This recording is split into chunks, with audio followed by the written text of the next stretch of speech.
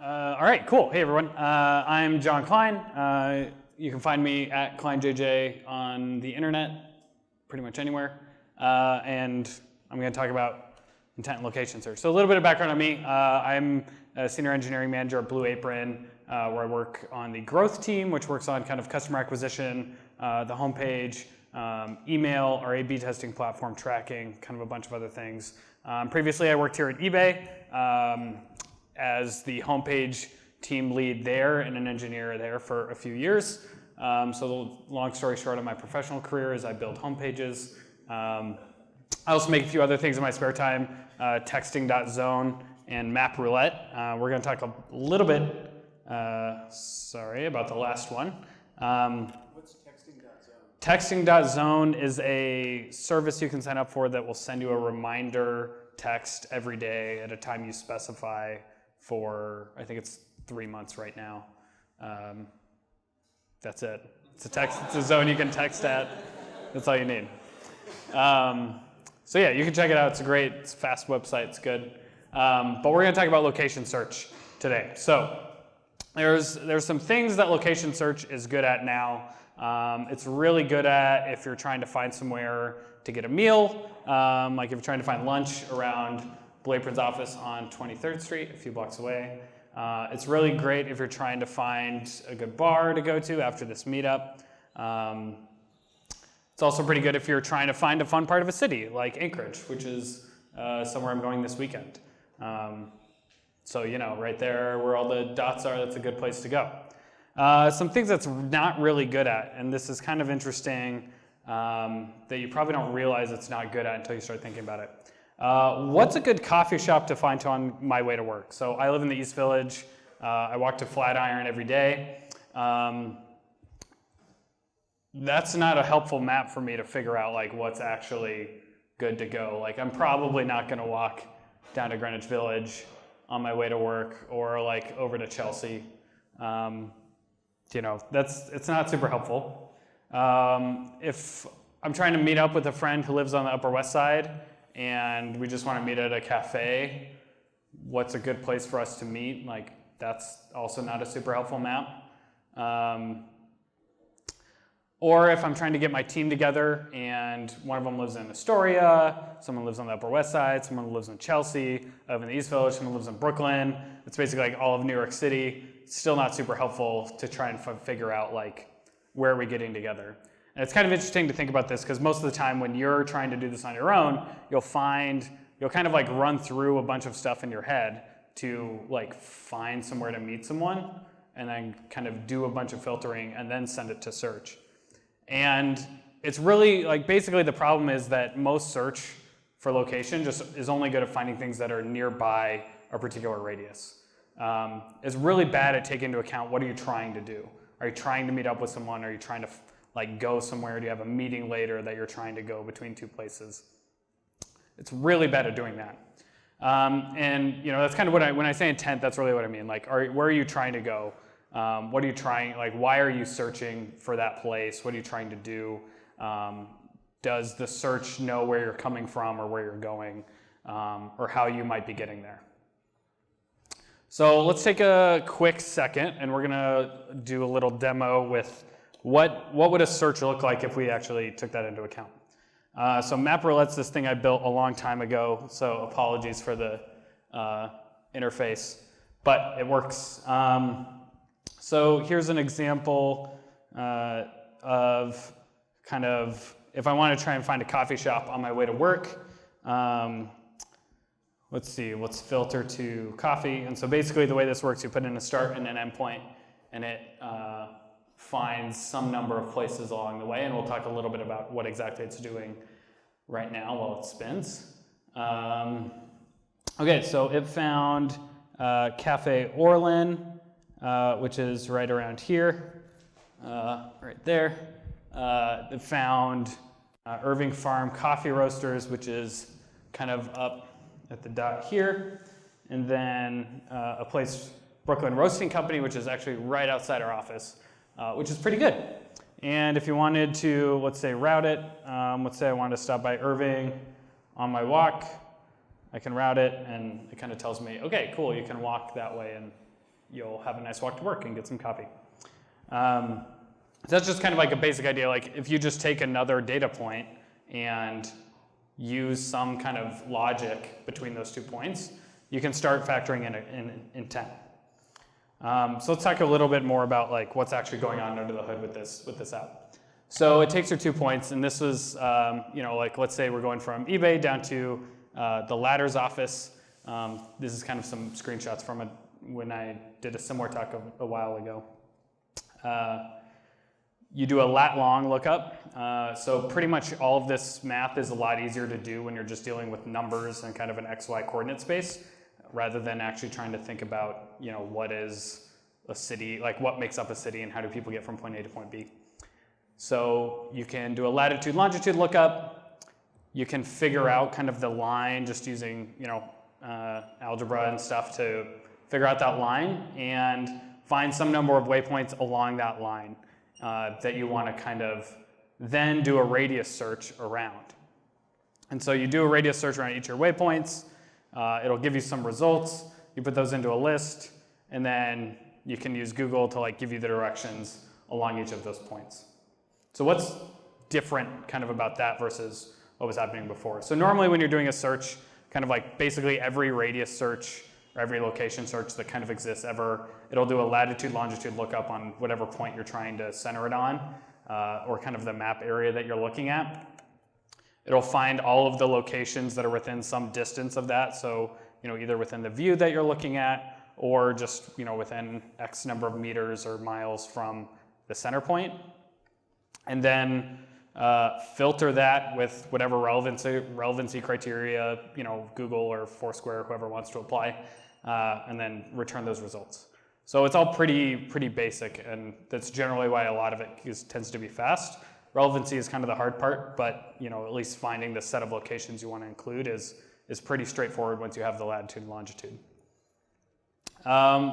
What Map Roulette does a little bit differently is it still does that same lat long lookup of both points. It finds that straight line path. It'll find some points and just using math, just arbitrarily set some latitude and longitude points along that route. And it'll kind of fudge the actual like center of those waypoints to add a little bit of randomness and fun into the whole formula. And then it'll do a radius search on each of those waypoints with a distance of half the waypoint. So it's basically just searching in some number of adjacent circles along that line to say, give me some locations within this distance. And then it filters all those waypoints down. So if you, for some reason, if it didn't get results and it expands to a wider radius, there might be duplicates. It'll filter those out and then kind of return to you. So that's what's happening in that app. This is a pretty good start at trying to solve for some intent cases just by taking a second location or second end and trying to figure that out. So it's really good at any of those cases we're trying to find out, what's a good place for me and a friend to meet up, what are maybe some places that are like halfway between us, what's a good place that I can grab coffee to on my way to my next meeting that's across town or something like that. But really looking at this as just kind of a hack onto existing location searches to just do a bunch of radius searches along some line. So it's not really a good kind of general elegant solution. Can we do better? Yeah, we can. Let's talk a little bit about what some of that might be. So here's kind of the general algorithm that we just talked about, right? Do a lookup to get into math because math is easier to work with. Find some waypoints between those 2 points. Find some places near those waypoints. Do some filtering, relevancy, whatever we want to do, and then display it. So very general steps here. One of the things we could do is take in navigation patterns into account. It's how are people getting between those 2 points, or how would someone get between those 2 points? Maybe rather than doing kind of a straight line path between those 2 latitudes and longitudes, if we did directions and then used those directions as kind of a new set of waypoints to pick from.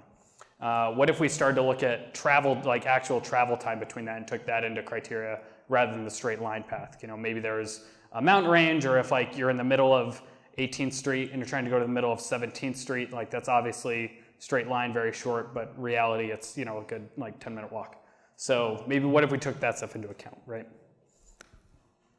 So here's like the Google Maps. Let's say I'm trying to meet up with my friend on the Upper West Side. They live by the Natural History Museum. I live by Tompkins Square Park. We could pick a bunch of, here's just like all of the different public transit options between those 2 points. And we could use that to pick kind of our sets. So each of these dots is like an area that you would maybe walk to or get around to that you would probably stop before you got on the subway. Because like you're not going to get off the subway on your way somewhere to like just get coffee, right?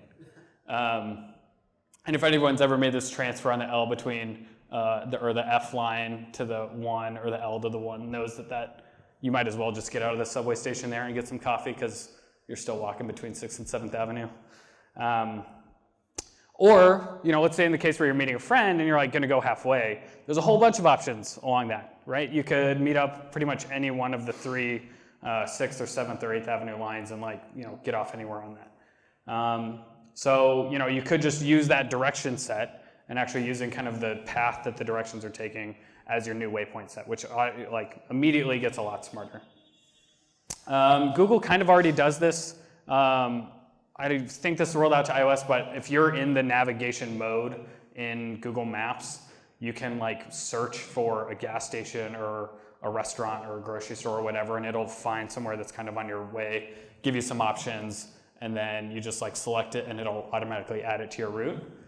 So Google kind of already does that, but it's a huge pain because you have to be navigating, and that's great for a lot of folks that are driving around or if something comes up last minute, but if you're trying to plan something or if you're just walking around and taking public transit, it's not that helpful. I'm assuming most people don't navigate when they're walking around New York or taking public transit. Mapbox just released this a few weeks ago, which is pretty cool. And it's basically what you're looking at is you pick some center point. So this is our office at 40 West 23rd Street, the Blue Apron office. And you can kind of put some search criteria and it'll tell you the actual walking time between any of those points. And roughly in the same direction that it is from the office. So not necessarily the bird's eye distance, but how much time would it take you to actually get there? This helped settle the debate I had with a coworker about which Dos Toros taqueria, either the one that's a couple blocks up north here on 6th Avenue or the one over on Park was closer. I was correct in saying that the one here was 2 minutes closer by this.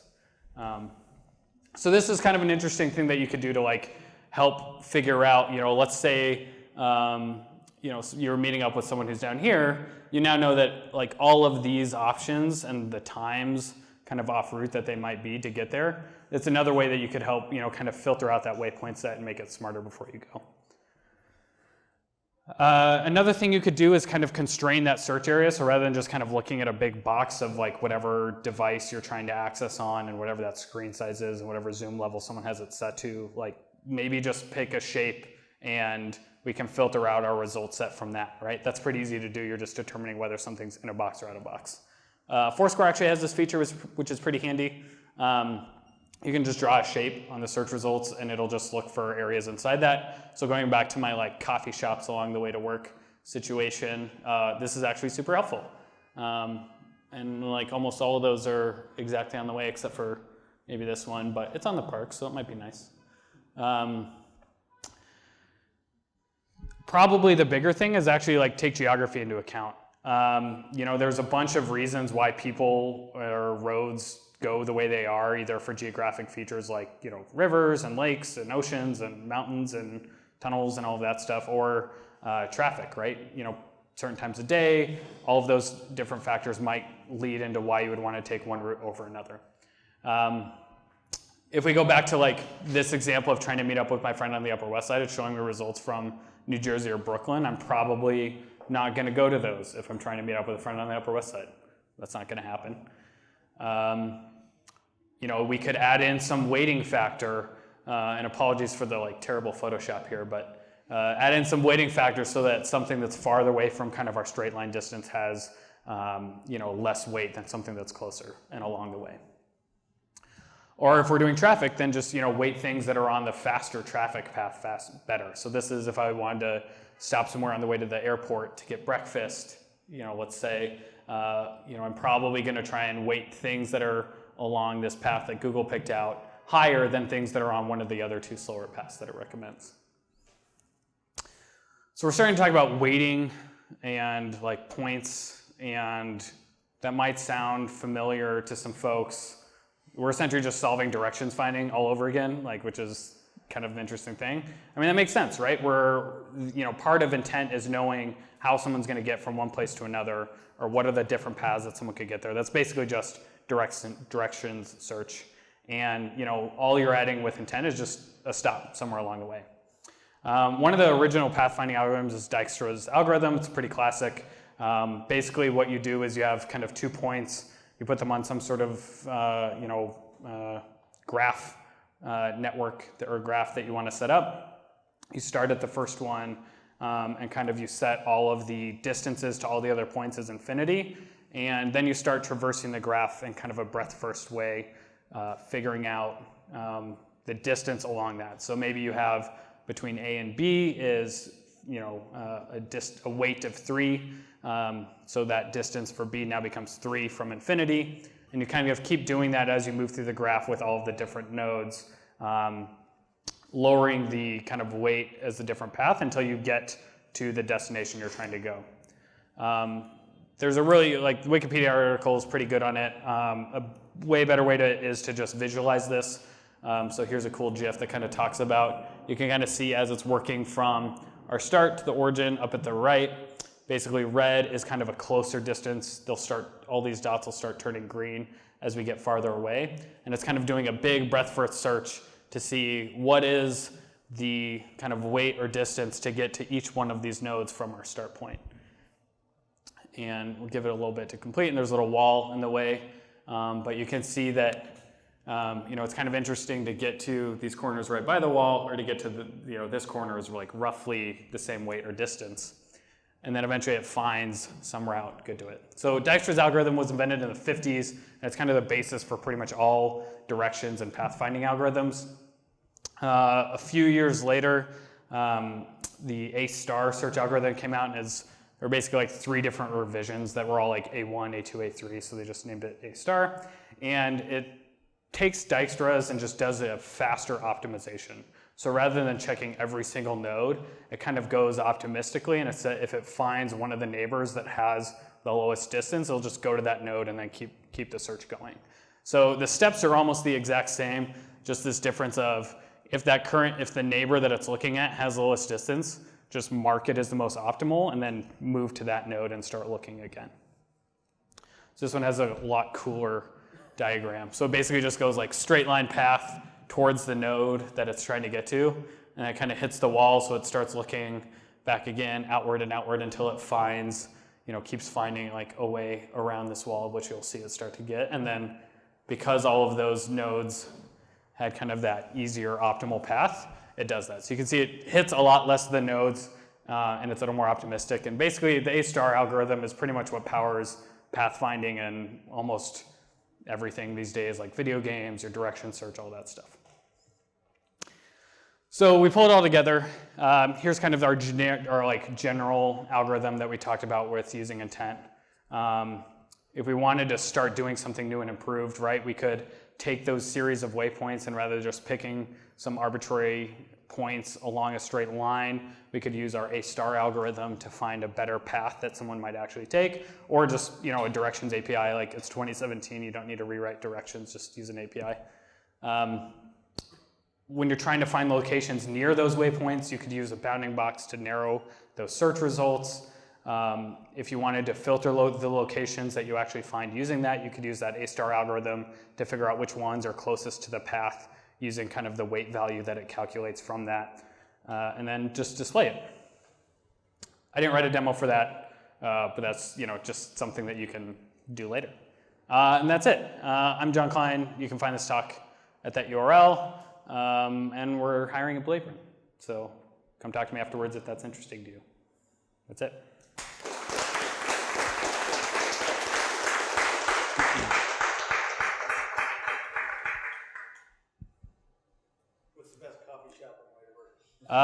Yeah, actually, that's actually it's a great example for this. I don't drink coffee.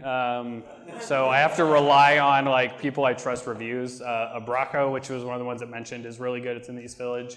I think a lot of people like Think Coffee. There's 3 of them, I think, between my apartment and work.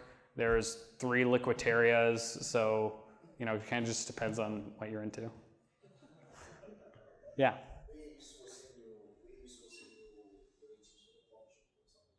The what? Oh, yeah. I was using Foursquare. They've got a really good API, and one of the cool things they do also is the lat long lookup. Google and a couple other services charge, and they also just don't have as good of like semantic to lat long. So I was using MapQuest for a bit, and you have to be really, really specific about the address, and even then it sometimes doesn't work. But I was just using Foursquare for all the results just because they have like a free API that's really easy to use. Yep.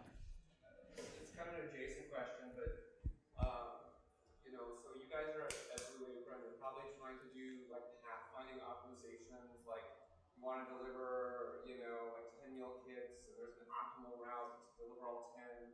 Do you use any of these algorithms in your decisions on how to route deliver systems? Yeah, great question. We don't. So this is kind of an interesting talk because it doesn't. I haven't used any of this professionally yet.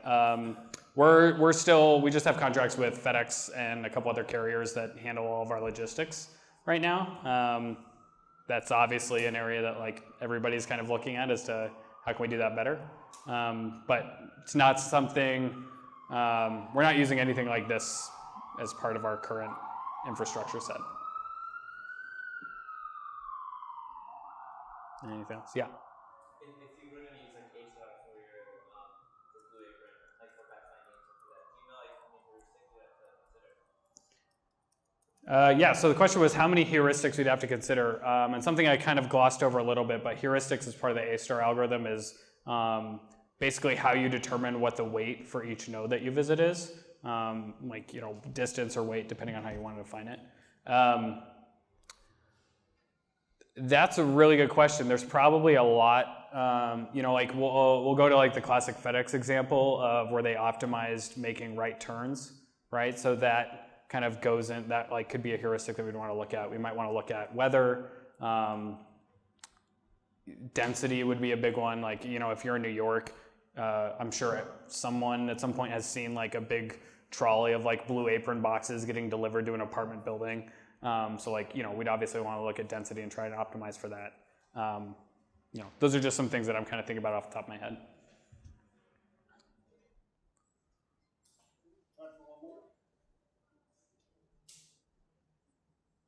Cool. Thanks, everyone. All right, John, thank you.